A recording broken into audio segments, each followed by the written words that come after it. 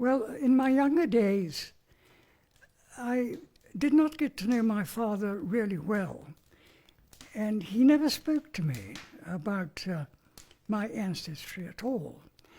And I think the reason for this, from his point of view, was his feeling that 3 generations of Brooke rule in Sarawak were probably as much as the world would take.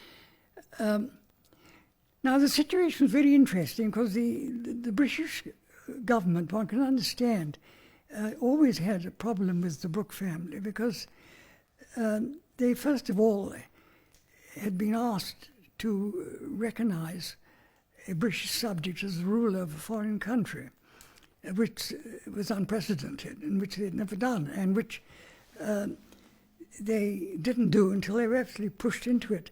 And they were pushed into it because America first recognised Sarawak as an independent sovereign state. In 1850, the Rajah had ceded Sarawak to the King of England, and he'd been gracious enough to accept it.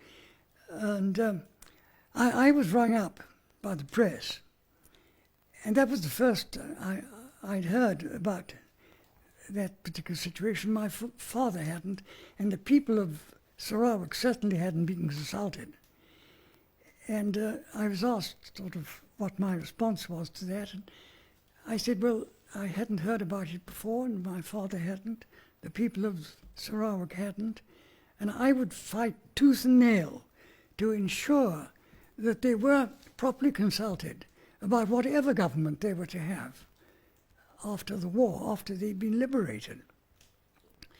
And so that was the beginning of a 5-year constitutional campaign, because my father and I started receiving telegrams and letters from Sarawak saying that they didn't want to be a British colony, that they wanted the Brooke family back, and would we do our utmost to get the Rajah to change his mind, and would we come out and see for ourselves what they really wanted. Trying to prevent me from going further to Singapore, but they had to lift the ban on my entry to Singapore.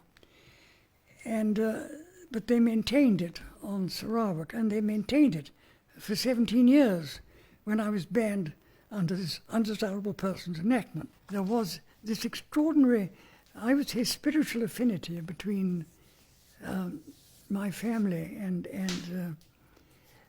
the Sarawak peoples. There's no other way that it can be described, really.